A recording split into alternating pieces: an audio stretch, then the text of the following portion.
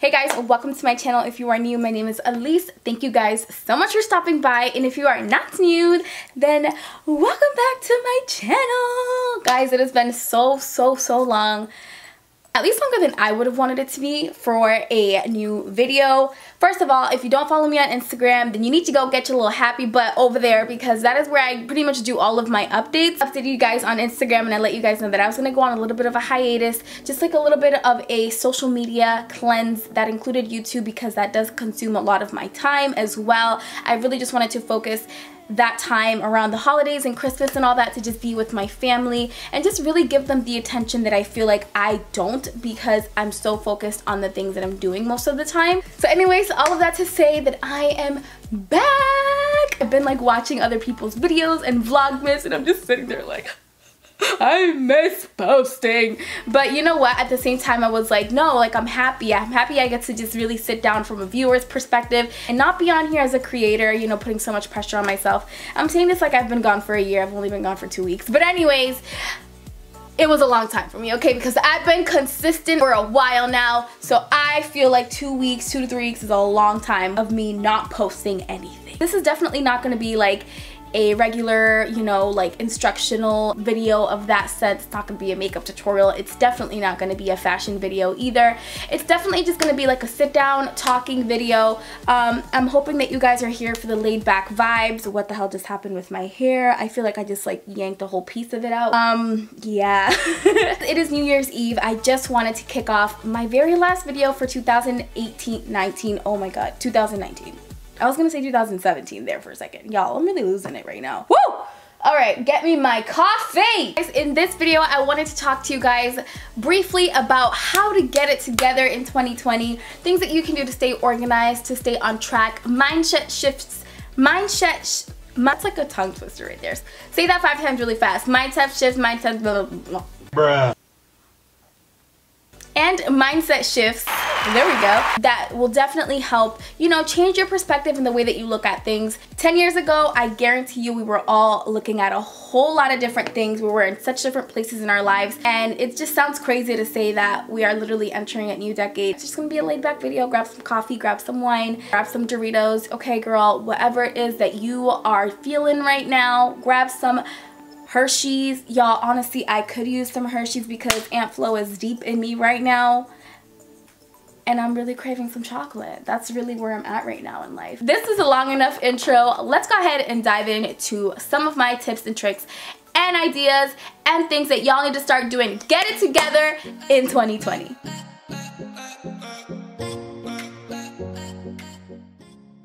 This is definitely hands down my #1 tip that I would give anybody in life. Y'all need to get a planner, okay? Get a planner, okay? And I know so many people preach this, but no, really, get a planner and actually use it. Now, I wanted to share my planner for 2020 with you guys because I just recently picked it up and I really love it. I love the layout that it has. This is what it looks like right here. It's definitely very girly and very floral, which is definitely my vibe. I have come to a realization in life that I just love color. I'm a colorful person. I love bright shades. It just make me happy. So this planner, the minute I saw it, I'm like, I gotta have it because it's just so pretty. It symbolizes me. It's just vibrant. It's beautiful. And it was $7.99. Oh, I haven't even shared where I got it. I picked this up at TJ Maxx. I also picked up a matching notebook for it. So something that I'm really trying to implement this year as well is just, you know, writing things in a dedicated notebook. I thought this was really pretty because it went with the planner really well. I can keep them one on top of the other. This was $4.99 at TJ Maxx. Y'all gotta hit up TJ Maxx because they really have a lot of stationery items that are so pretty. So the reason I really liked this planner is because, as you guys can see, first of all, it's colorful, it's vibrant, it's loud.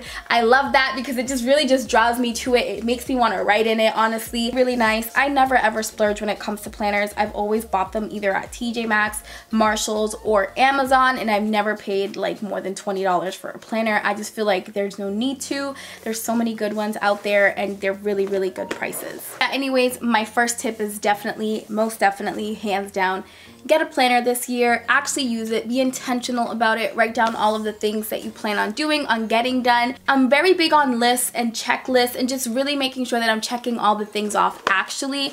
That's why I'm big into planners. I like writing things down. I like actually crossing things off of my list when I get them done. It makes me feel good. It actually is a confidence booster. It shows me and it makes me feel like I'm actually getting it together. If you aren't big into planners and you just feel like they're a waste for you, another good option is definitely, you know, using your phone calendar. I'd be a complete fool to believe that you guys have never heard get a planner as a tip, but truly get a planner for this upcoming year. Be intentional about the things that you want to do. Write them down, cross them off once you get them done, and I promise you guys it is so important, and it does so much for you, not only physically, you know, checking things off, but emotionally. It makes you feel like you're actually getting things done, like you really are getting your life together. It does make you feel so much more organized, and if you have a really hectic life as it is, if you're a student, if you are a mother, a wife, it's all more of a reason to get one because you already have a lot going on, so you really want to make sure you're staying on point to your tasks and your priorities. So yeah, get a planner that you love, get a planner that makes you feel good when you look at it, and actually use it. That is my first tip.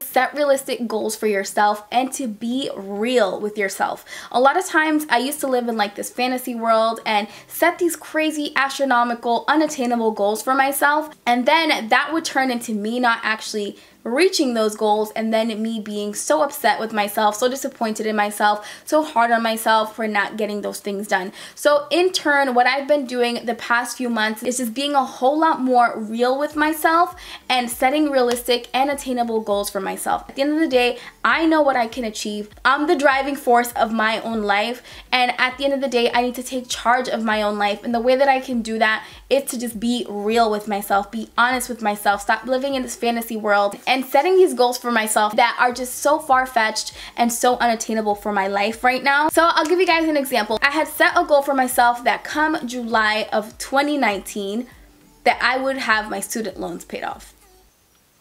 I wasn't really being real with myself because one, I didn't really fit that into my budget.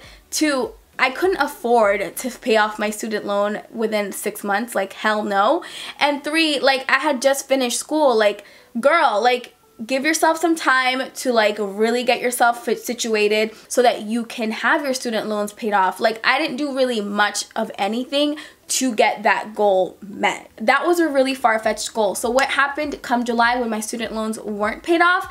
I was mad at myself, I was disappointed, I really kicked myself down, I was beating myself up about it, and the truth of the matter is I wasn't being real with myself. You know what I mean? So the bottom line here is honestly just be real with yourself. Cut the fluff out. Listen sis, don't be one of those people that says like, oh my god, when 2020 starts, I'm gonna be going to the gym every single day. Because you know what, and this is real talk, if you have not set foot in a gym in months and months and months, or maybe even years, how are you supposed to go from not being in a gym at all to now going 7 times a week? Honestly, you're doing a disservice to yourself. You're not being real with yourself. Do you even like the gym? Do you have that kind of schedule? Like, do you know what it's gonna do to you mentally? Like, are you mentally prepared to do that? Instead of saying things like that, say, I'm gonna start off going 1 to 2 times a week. And then once I really can fit that in my schedule and I can actually stay true to that, then I'm gonna go 3 times a week. And then once I can really fit that into my schedule and I'm comfortable with it, then I can do 4 times a week. You know, build yourself up to that. Because I think that's the reason a lot of us fail, because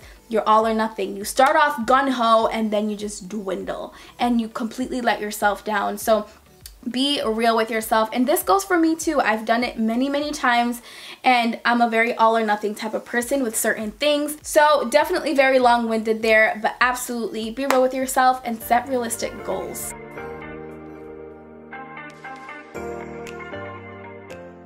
Next one is definitely tying to the last one that I was talking about, but whenever you don't reach that goal that you set for yourself, even if it was realistic, even if you felt like it should have been something that you could have reached, don't be so hard on yourself that you start to feel complete discouragement and like you aren't enough. Something that I plan on implementing for my own life in this new year is being stern with myself, being real with myself, at the same time not being so hard on myself. We might have goals for ourselves, for our lives, for our businesses, for our careers, and if for whatever reason we don't hit those goals, we completely feel like our work that we've just put in was worth nothing, or like we've wasted our time, or you know, or things like that. And honestly, you guys, that's such a bad way to look at things. Be kind to yourself, speak positivity into yourself. A lot of times I'm so uplifting and I'm so positive for other people, but then in return for myself, I'm hard on myself. I'm my own worst critic. I'm literally picking apart every little thing that I do, second guessing myself in everything that I do, and it's not a good way to live, you know what I mean? So at the root of it all, if you are not accomplishing a goal you have written for yourself, that you have determined for yourself, and if you are not doing it or you don't have it done in the time frame that you have set for yourself, it's okay. Still give yourself a pat on the back. Tell yourself that, you know what, next time you will try harder. Be kind to yourself if you don't get something done, but be stern and disciplined enough to know that you need to work a little bit harder to actually get it done in the next time frame that you set for yourself.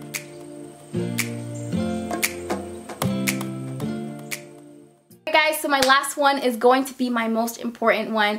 You guys, comparison is the thief of joy. I know we've all heard that before, and it is so incredibly true. One of the quotes that has stuck with me for the past few years is, do not compare your behind the scenes to somebody else's highlight reel. At the end of the day, when you are looking on social media, what are you seeing? People's highlight, right? People's best moments, people's happiest moments, the things people want to share with you. And what are we doing? We're comparing that to our devastation, to our sadness, to our bad times, and that is so damn toxic. It is such a bad way to live. When I look at people and their happy moments, I've learned to feel happy for them because I know that my happy moments are coming too. You know what I mean? Nobody's gonna sit here and be posting about their fights that they're having. Nobody's gonna be posting about their financial struggles, their mortgage that they're behind on, their light that's about to get cut off. Nobody is talking about these things. People are only sharing the best moments of their lives. We as people in general need to learn to just be happy for people. You have to think at the end of the day that that person goes through their own things as well, and they're not going to be sitting here sharing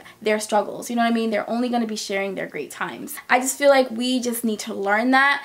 Stop comparing ourselves. Truly will steal your joy. It will drain you. Whatever happy moment the other person is going through shouldn't affect you to the point where you feel worse or, you know, not good about yourself. Honestly, I'm gonna continue to repeat that and preach that so many times because I feel like it's something that has really been emphasized. I feel like nowadays and entering this new decade, it's something that's been heightened in so many levels. We have so much more technology now. Social media is on top, whereas 10 years ago it wasn't. Because of that, we need to keep a grasp of, you know, knowing that people at the end of the day are still people, and we are all living our own lives. We all have our own struggles. We all have our own beautiful moments, and we don't need to compare each other. So yeah, I mean, I just feel like it's something that everybody says, but it just needs to be said every single time until everybody engraves it in their heads. Like, there's no need to compare yourself.